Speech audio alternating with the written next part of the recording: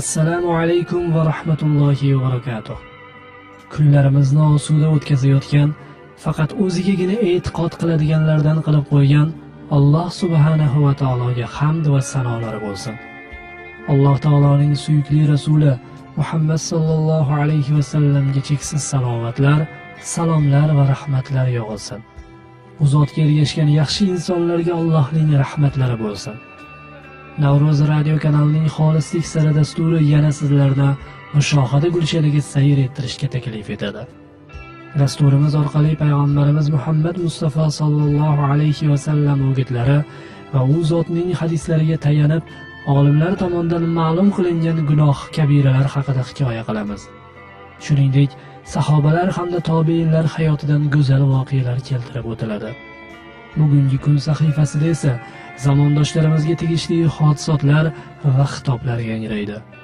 She'riyat bo'stonida sayr etib topganlarimizni esa hissiyot olamida ruknida tinglashingiz mumkin. Dastavval har doimgidek payg'ambarimiz Muhammad Mustafa sallallohu alayhi va sallamning o'gitlariga quloq tutaylik.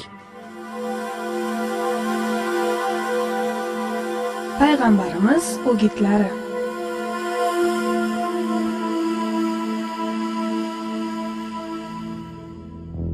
To'qqizinchi gunoh kabira Alloh azza va jalla hamda Rasululloh sallallohu alayhi va sallam sha'niga yolg'on gapirish.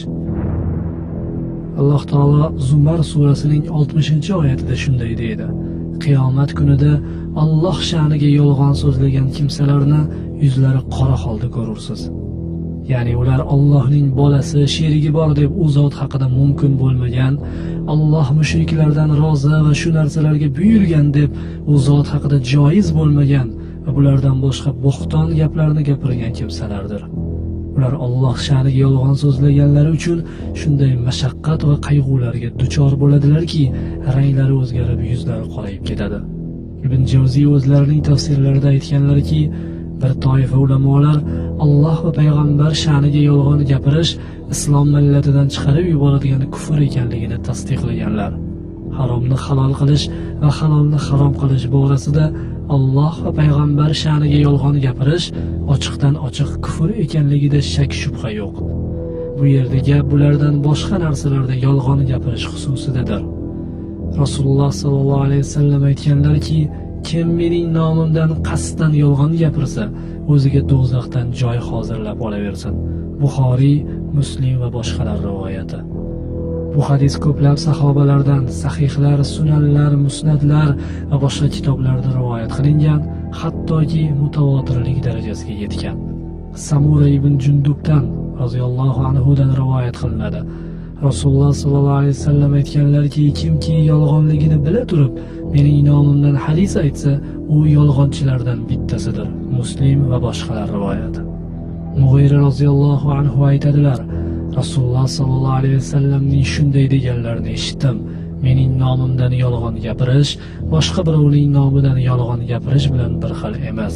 Bas kimki mening nomimdan qasddan yolg'on gapirsa, o'ziga do'zaxdan joy hozirlab olaversin.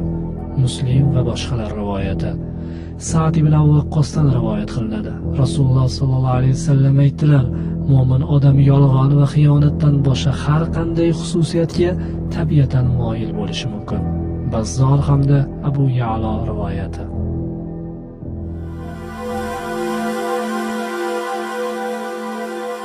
Payg'ambarlar hayotidan saboqlar.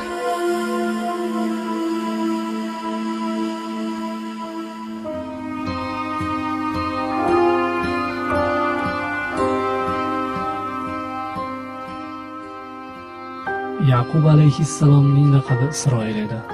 O'g'illari va avlodlariga shuning uchun Bani Isroil deb nom berildi. Ishoq alayhissalomning vafotidan keyin uning o'rniga Yaqub alayhissalom payg'ambar bo'ldi. Uzun bo'yli, bug'doy rang, vujudi zaif, halim, salim bir zot edi u. 12 ta o'g'il ko'rdi. Ular orasida Yusuf ismli o'g'lini juda yaxshi ko'rardi. Hazrat Yaqub alayhissalom Yusuf alayhissalomning buyuk inson bo'lishini sezar, shuning uchun yaxshi ko'rar edi. Yusuf alayhissalom bolaligida bir tush ko'rdi. Uni otasiga aytdi: "Ey ota, men tushimda 11 ta yulduz, quyosh va oy menga sajda qilayotganini ko'rdim." otasi yulduzlar akalari ekanini va kelajakda ular Yusuf alayhissalomga bo'yin sunishlarini anglab, unga o'g'lim tushingni akalaringga aytma, keyin senga hiyla qiladilar, shayton insonlarga dushmandir. Akalaring qalbiga vasvasa, hasad solar, keyin senga bir yomonlik qiladilar. O'g'lim Parvardigor seni ulug'laydi, seni nubuvvat sohibi qiladi dedi va unga ko'p mehr-muhabbat ko'rsatdi. Yaqub alayhissalom Yusufni juda sevardi. 11 akasi uni yoqtirishmasdi. Unga hasad qilishdi. Uni qirga olib borib quduqqa tashlab yuborish yo'lini qidirishdi. Janobi Haq Qur'oni Karimda Yusuf surasida bu haqda bahs yuritadi.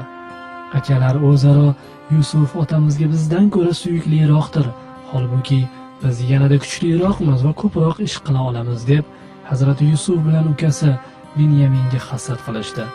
Yusufni qirga olib borish uchun otalariga: "Ey ota, ertaga uni biz bilan birga qirga yubor, mevalardan yesin, biz bilan o'ynasin, biz uni muhofaza qilamiz" deyishdi. Otalari Yaqub alayhissalom: "Uni olib ketishlaringiz meni mahzun etadi.